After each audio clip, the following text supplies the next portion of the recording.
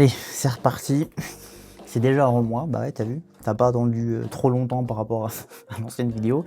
Après le four qui a été la vidéo sur le Shilajit, j'ai très vite compris que ça vous intéressait pas, que ça t'intéressait pas ce genre de sujet. Donc aujourd'hui, on va parler d'un truc qui va beaucoup plus t'intéresser et dans les prochaines vidéos aussi. Mais d'abord, on va l'introduire. C'est un thème. Tu sais déjà de quoi je vais parler parce que t'as vu le titre et la miniature. On va parler de peptides. Si tu traînes sur YouTube, sur Instagram, même maintenant dans les conversations, dans les salles, tu sais de quoi on parle. Donc les peptides, ça sert à quoi? Elles ont différentes fonctions. Il y en a pour la récupération, pour le sommeil, pour l'anxiété, pour la longévité, pour le bronzage, la qualité de la peau, la libido, pour tout en fait. On a l'impression qu'il y en a vraiment pour tout. Et souvent, soit on t'en parle comme si c'était de la science-fiction, soit comme si c'était une espèce de stéroïde déguisé un peu moins puissant. Voilà. Du coup, on va répondre aujourd'hui à la question simple, mais c'est quoi en fait les peptides? Comment ça marche, d'où ça vient? Sans bullshit, pas de marketing, j'ai rien à te vendre, et surtout sans se prendre pour un biologiste moléculaire. Ok? Alors installe-toi, mais avant qu'on passe à la suite, tu regardes les vidéos, t'es là régulièrement, même toi t'es nouveau, et t'es pas abonné. On est à 280 les gars, c'est pas comme ça qu'on va avancer, j'ai besoin de vous. Donc petit abonnement, c'est gratuit, et on attaque tout de suite. On va commencer très simple. Un peptide, c'est une chaîne d'acides aminés. Les acides aminés, tu connais déjà, c'est les briques qui constituent les protéines. Quand tu as quelques acides aminés qui sont assemblés, c'est un peptide. Et quand tu as beaucoup d'acides aminés qui sont assemblés, c'est une protéine. C'est juste une question de taille. Donc non, les peptides ne sont pas des hormones artificielles, c'est pas un stéroïde non plus, c'est une molécule qui vient donner une signalisation à ton corps pour des choses qui existent déjà.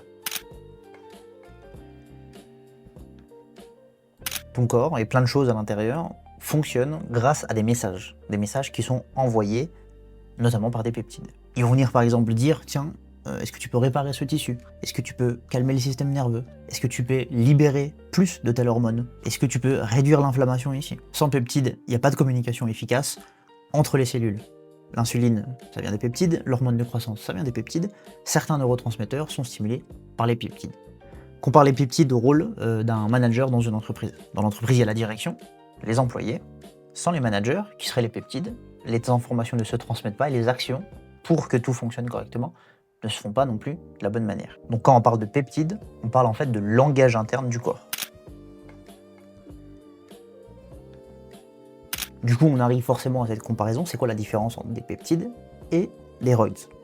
Alors, les roids, c'est des hormones exogènes. Elles viennent remplacer et écraser un système qui est en place, puisqu'elles viennent apporter de manière extérieure un substitut à ce système. Les peptides, eux, ne remplacent rien, ne substituent rien, ils envoient juste un signal supplémentaire pour continuer de faire fonctionner le système déjà en place, soit de manière optimale, soit de le pousser à faire un peu plus. En gros, le stéroïde c'est « tiens, il y a de la testo », le peptide c'est « dis donc, tu devrais sécréter un peu plus de testostérone ». C'est un exemple imagé, ça fonctionne pas tout à fait comme ça, en tout cas pas sur la testostérone, mais t'as compris le principe. Les peptides vont avoir une action indirecte, qui peut être plus ciblée, et aussi beaucoup plus modulable que des hormones injectées de manière exogène. Ça veut pas dire que c'est sans risque, ça veut simplement dire que c'est un mécanisme différent. Du coup, en musculation, on cherche tous la même chose. Mieux récupérer, durer plus longtemps, progresser sans se détruire. Et avec l'âge, le stress, les blessures, la génétique et la morphologie, la récupération devient très vite un facteur limitant. Les peptides deviennent donc intéressants parce qu'ils agissent sur les tendons, les nerfs, le sommeil, l'anxiété, la régénération tissulaire, la peau, l'anxiété et même la libido. Alors évidemment, c'est pas pour devenir Hulk, t'as compris, mais c'est pour continuer à s'entraîner, à progresser, à performer intelligemment dans le temps.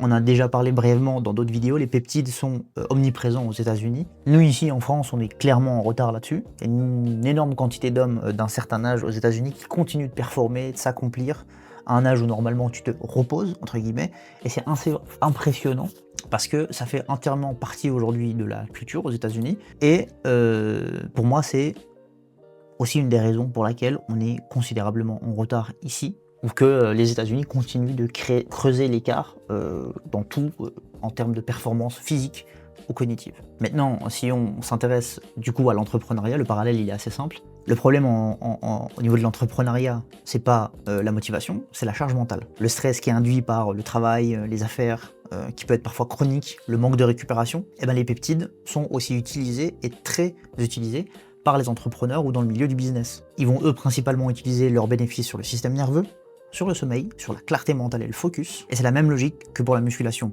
On vient retirer le pied du frein sans pour autant appuyer sur l'accélérateur. Ça enlève des barrières, ça permet de continuer à avancer de manière constante sans pour autant accélérer comme un détraqué qui pourrait être le cas avec des roids.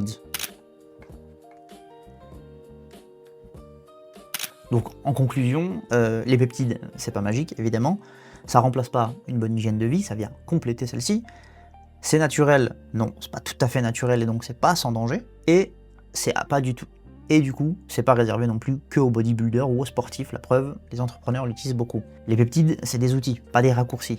Ils vont toujours s'intégrer à une routine de vie équilibrée, une bonne hygiène de vie, et on va en parler beaucoup dans les vidéos à venir. Il y en a certaines que moi j'expérimenterai, dont je vous parlerai aussi, forcément. Et la prochaine que je vais introduire et qui va intéresser énormément de personnes, même hors de la musculation, c'est le Selank. Toujours avec une approche basée sur la science, les limites, les risques, les contextes d'utilisation, etc. Ce sera 100% transparent et honnête. C'est des outils qui servent une fois que tu as compris comment ton corps fonctionne et pour continuer à le comprendre correctement. Une fois que tu sais faire ça, tu peux forcément mieux t'entraîner, mieux récupérer, mieux vieillir. Et c'est exactement ce qu'on fait sur cette chaîne, t'as bien compris. Depuis les quelques vidéos que j'ai fait, mon objectif à moi, c'est de communiquer toutes les informations que je peux collecter sur ces sujets pour mieux vieillir en musculation, mieux vieillir en tant qu'homme, mieux vieillir en tant qu'entrepreneur, mieux vieillir en tant que parent et en tant que personne. Voilà. Alors, si ça t'a plu, évidemment, abonne-toi, je te le rappelle. Tu peux venir me voir aussi sur Instagram, là où tu vas me poser peut-être des questions un peu plus personnalisées. Je vais essayer de faire des contenus un peu différents sur Instagram que juste reposter des trucs, des vidéos YouTube. Et puis, je te dis à la prochaine pour la vidéo sur le Selank. Ciao.